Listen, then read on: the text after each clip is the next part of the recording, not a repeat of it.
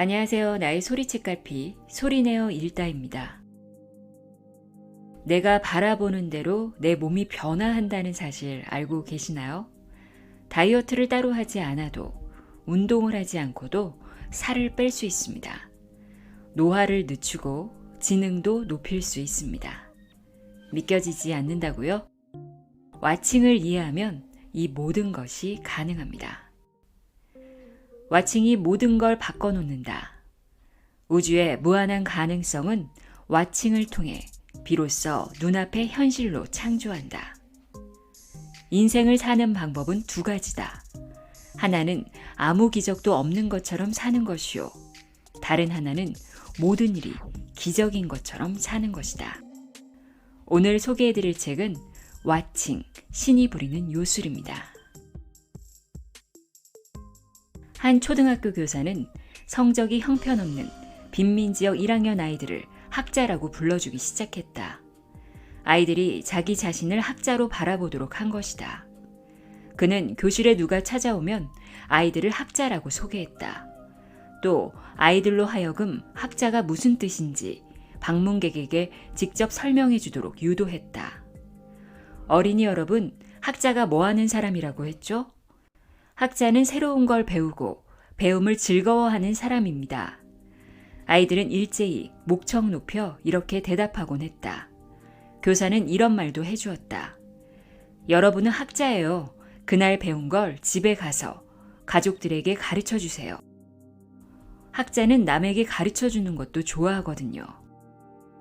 공부를 하면 얼굴부터 돌리던 아이들이 정말 배움을 즐거움으로 여기게 됐다. 그리고 몇 달 후 시험을 쳐보니 아이들의 성적은 놀랍게도 벌써 2학년 수준에 도달해 있었다.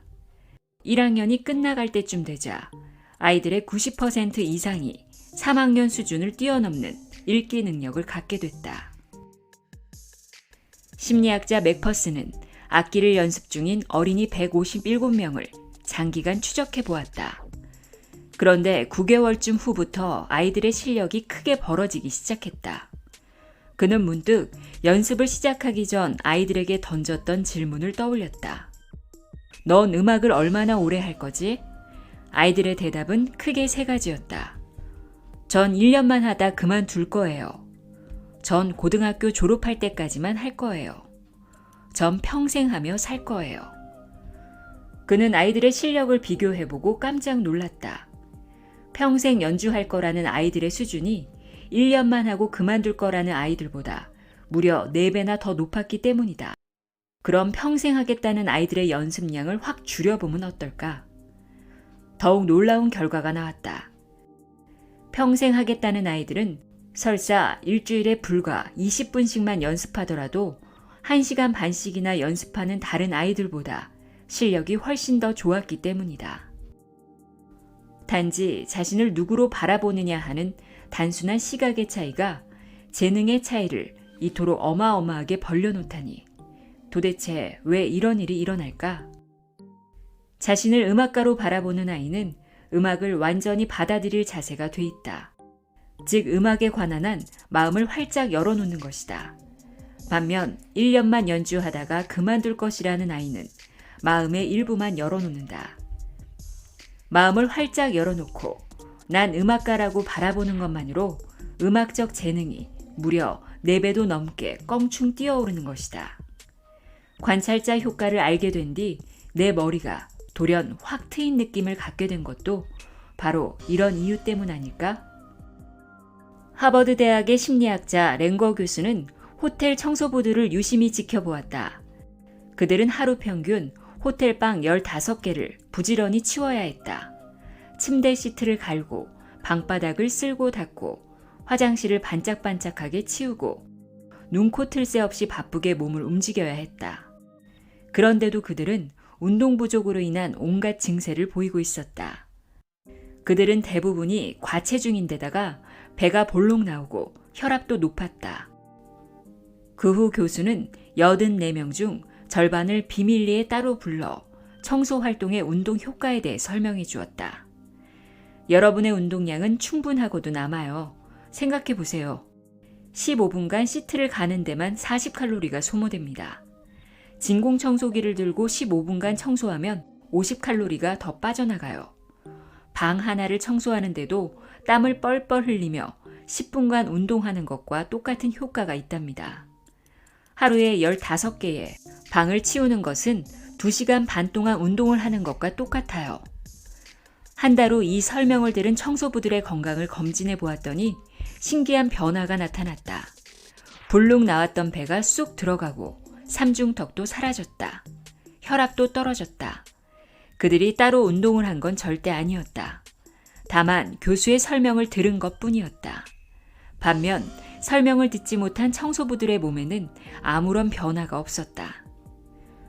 청소할 때마다 무의식적으로 살이 빠져나간다고 바라보니 실제로 살이 빠져나갔던 것이다. 이것이 굳이 시간과 돈을 들여 따로 운동하지 않고도 날씬하고 건강해지는 비결이다.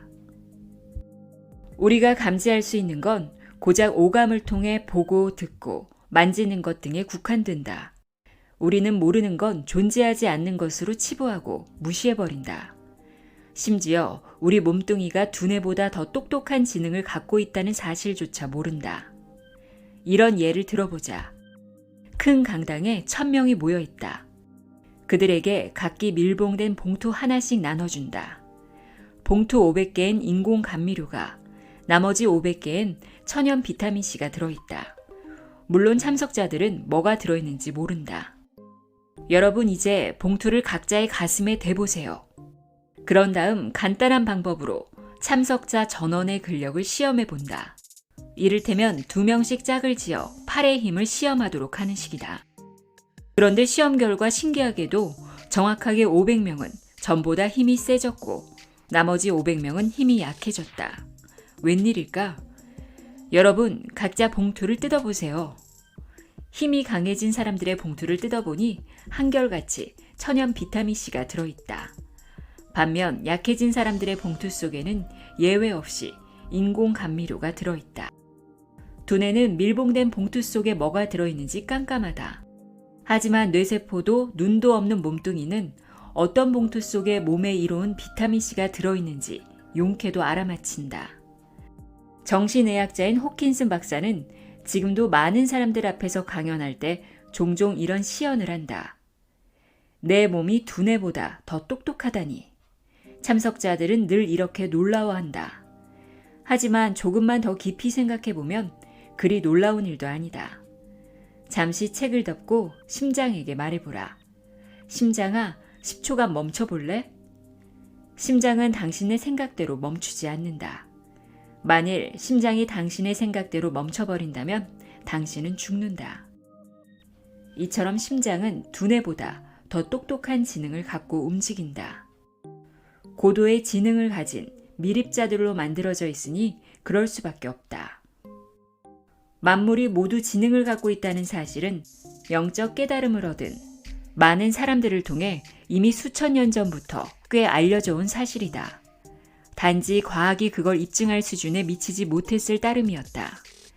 뒤늦게나마 양자 물리학자들은 모든 피조물이 고도의 지능을 가진 미립자들로 만들어졌으며 사람의 속마음을 척척 읽어낸다는 사실을 밝혀냈다. 이에 따라 두뇌가 없으면 지능도 없다는 생각도 두뇌를 가진 인간이 빚어낸 어이없는 착각임이 여지없이 드러났다. 그럼 이렇게 요술 같은 지능을 가진 미립자는 대체 누가 창조해낸 걸까?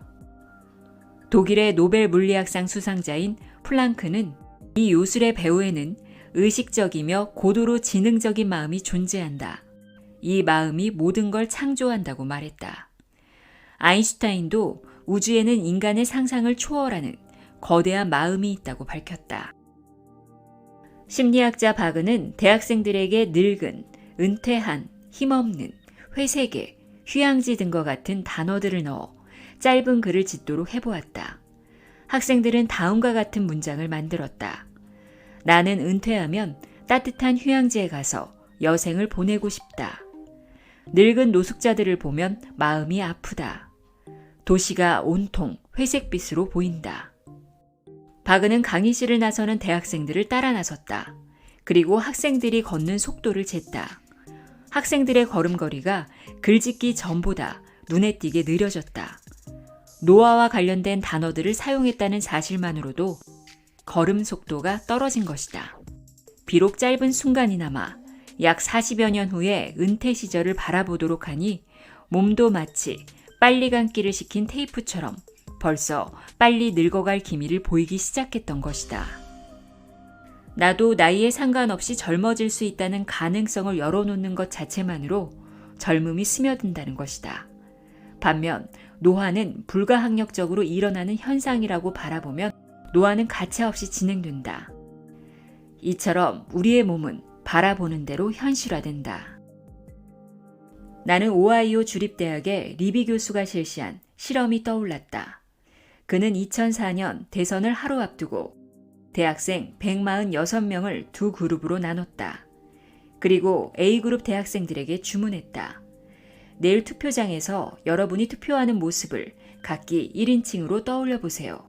즉, 나는 투표용지에 후보를 찍고 있어와 같은 식으로 1인칭인 나의 시각으로 내 모습을 상상하라는 것이었다.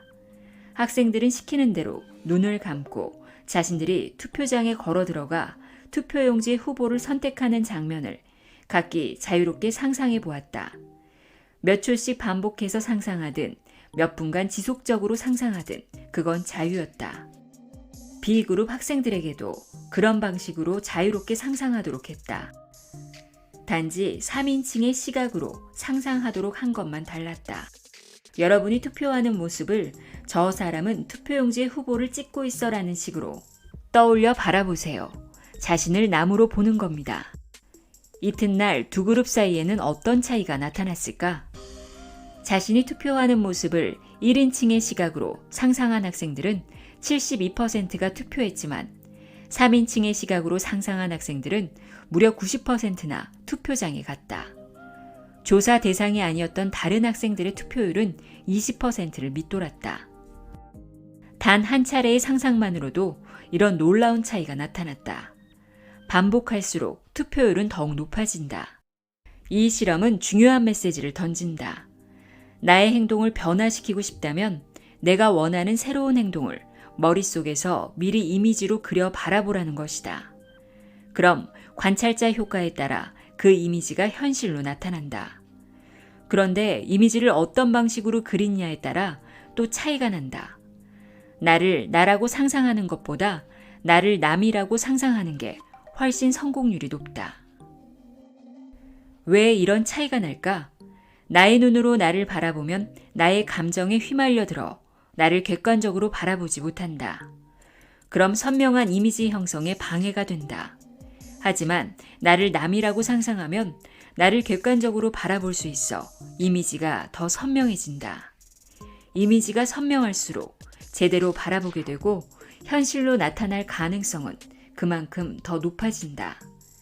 리비 교수는 이렇게 설명한다. 잠재의식에 새겨진 뿌리 깊은 습관은 잠재의식이 바뀌지 않는 한 고쳐지지 않아요. 의지력에는 한계가 있죠. 머릿속에 그린 이미지를 제3자의 눈으로 객관화하면 우리 잠재의식은 이를 당연히 받아들여 믿게 되고 이렇게 믿음의 강도가 높아지면 분명한 현실로 나타나는 것이다. 만일 당신의 아이가 공부는 안 하고 매일 TV나 보며 빈둥거린다면 속이 터질 것이다. 그렇다고 빨리 내 방에 가서 공부해 하고 버럭 소리 지른다면 그것도 별 효과가 없다. 강요받은 마음은 공부를 잘 받아들이지 못하기 때문이다. 세필드 대학의 슈렌과 외부 교수는 학생들에게 다음 주에는 몇 시간이나 공부할 거죠? 하고 물었다. 35시간이요. 40시간은 해야죠. 교수들이 다시 말했다. 그럼 목표로 정한 공부 시간을 종이에 적어볼래요? 학생들이 지시대로 목표 시간을 적은 뒤 교수들이 일부 학생들을 따로 불러 딱 한 가지 질문을 보태보았다. 언제, 어디서, 몇 시간씩 공부할 건가요? 그것도 종이에 적어볼래요? 학생들이 또 시키는 대로 종이에 적었다. 일주일이 지났다. 이들은 몇 시간이나 공부했을까? 총 공부 시간만 목표로 적은 학생들은 평균 10시간 공부했고 언제 어디서 공부할 건지도 함께 적은 학생들은 평균 35시간을 공부했다. 아이가 영 공부를 안해 속이 상하다면 아이에게 스스로 목표를 정하도록 유도한 뒤 구체적인 실행 과정을 종이에 적어보도록 하라. 100번 잔소리하는 것보다 100배 낫다. 양자물리학자들은 지능에 대한 두 가지 고정관념을 지적한다. 첫째는 지능은 타고나는 것이라는 고정관념이다. 둘째는 지능은 내 머릿속에서 나오는 것이란 고정관념이다. 이런 고정관념들이 지능을 고정시킨다. 지능은 타고나는 것, 즉 고정된 것으로 바라보면 관찰자 효과에 따라 지능은 더 이상 높아지지 않는다. 지능은 내 머릿속에서 나오는 것으로 바라보면 관찰자 효과에 따라 내 머릿속에 든 생각만 돌고 돈다. 새 아이디어는 떠오르지 않는다. 이 두 가지 착각을 떨쳐버리면 닫혀있던 지능은 저절로 열리게 된다. 즉, 지능은 내가 바라보는 대로 변화하는 것, 지능은 내 머리 밖에서 나오는 것이라고 생각하면 사고의 폭이 획기적으로 넓어지고 지능도 저절로 껑충 올라간다. 독일의 심리학자 지그프리트 교수는 머리를 비운다는 생각이 정말 IQ를 떨어뜨리는지 조사해 보았다. 신기하게도 난 머리를 비웠어라는 마음가짐으로 2주간 해변에 휴가를 간 사람들의 IQ는 실제로 무려 20포인트나 떨어졌다. 더 신기한 건 휴가가 끝난 뒤 일하려면 머리를 다시 채워야지 하는 마음가짐으로 직장에 나가면 불과 나흘 만에 떨어졌던 IQ 20포인트가 다시 제자리로 되돌아간다는 것이었다. 내가 내 머리를 어떻게 바라보느냐에 따라 실제로 내 지능도 오르락 내리락 하는 게 틀림없지 않은가. 정말 거짓말처럼 간단한 일 아닌가? 나의 지능을 높이고 싶다면 나의 지능을 높게 바라보면 그만이다. 전적으로 내 두뇌를 어떻게 바라보느냐에 달린 문제다. 그래서 컬럼비아 대학의 심리학자 드웻 교수는 내 지능은 내가 어떻게 바라보느냐에 따라 고무줄처럼 줄기도 하고 늘어나기도 한다고 말한다. 정말 신기한 일 아닌가? 고정된 건 줄로만 알았던 지능이 고무줄처럼 늘었다 줄었다 하다니. 지능은 전혀 고정된 게 아닌 것이다.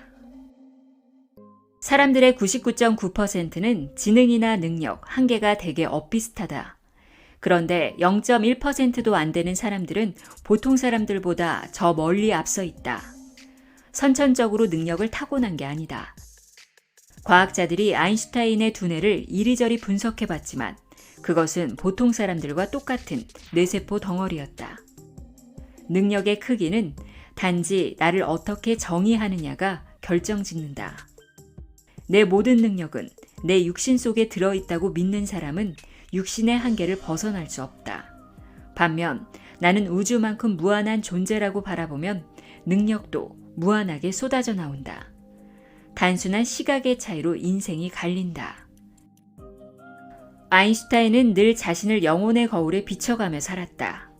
그래서 잡념이 없었고 오로지 과학에만 몰입할 수 있었다. 그는 이런 말을 한 적이 있다. 화는 바보들의 가슴 속에나 존재한다. 화를 못 다스리는 사람들을 비웃는 말이 아니었다. 화는 거울처럼 비춰주기만 하면 사라지는 건데 거기에 파묻혀버리는 행위가 바보스럽다는 얘기였다. 그는 자신을 우주 거울에 완전히 열어놓고 우주와 하나가 됐다. 그래서 죽음을 두려워하지 않았다. 그는 76세 되던 해인 1955년 어느 날 갑자기 쓰러졌다. 복부 동맥류가 터져 심한 출혈이 일어난 것이었다. 네로라 하는 의사들이 긴급히 달려와 수술하자고 했지만 그는 뜻밖에도 단호히 손을 내저었다. 제가 가고 싶을 때 가고 싶습니다. 인위적으로 생명을 연장하고 싶지 않아요. 제 몫을 살았고 갈 때가 됐으니 조용히 가고 싶습니다. 수술만 하면 더 살 수 있었는데도 거부한 것이었다. 그가 남긴 유언도 이례적이었다. 시신을 화장해 연구실 주변에 뿌릴 것, 묘지나 묘비는 절대 만들지 말 것, 장례식도 치르지 말 것, 두뇌를 제거해 과학 발전에 이용토록 할 것 등이었다. 그는 어떻게 자신의 죽음을 그토록 초연하게 바라볼 수 있었을까? 보통 사람들은 육신이 자신의 전부라고 믿는다. 육신 속에 자신의 모든 게 들어있다고 생각한다. 하지만 아인슈타인에게 육신은 영혼이 잠시 발을 걸치고 사는 껍데기일 뿐이었다. 그는 대지로부터 잠시 껍데기를 빌려 쓰다가 되돌려 줄 뿐이라 생각했다. 영혼은 늘 존재해왔고 앞으로도 영원히 존재할 것이다. 그렇게 바라보니 생명을 인위적으로 연장할 필요도 없었고 장례식도 묘지도 묘비도 다 부질없고 헛될 뿐이었다. 한 설문조사 결과 80세 이상 노인들의 90% 이상이 자신의 인생을 후회한다고 대답했다. 그리고 뭘 가장 후회하느냐는 물음에 내가 꼭 하고 싶었던 걸 못했어요 라고 응답했다. 꼭 하고 싶었던 게 뭡니까? 라고 물으니 대답은 뜻밖에도 세계 여행이나 많은 돈, 출세 등 거창한 게 전혀 아니었다. 사랑을 베풀지 못하고 살았던 걸 가장 후회했다. 사랑은 영혼의 본질이다. 나를 비우고 남에게 베풀면 영혼이 열린다. 하지만 영혼의 눈을 못 뜨고 살다 보니 사랑은 뒷전이 되어버렸다. 겨우 죽음에 이르러서야 다급하게 영혼을 찾고 사랑을 찾는다. 한 세상 다 살고 나서야 내가 누구지 하고 두리번거린다. 아인슈타인은 자신이 진심으로 사랑하는 게 뭔지 알고 살다 죽었다. 우주를 사랑했고 인생을 사랑했다. 누구에게나 똑같은 선택이 주어진다. 아인슈타인처럼 내가 누군지 분명히 알고 살다 죽을 것인지 아니면 누군지도 모른 채 허둥지둥 바삐 살다 후회 속에 죽을 것인지.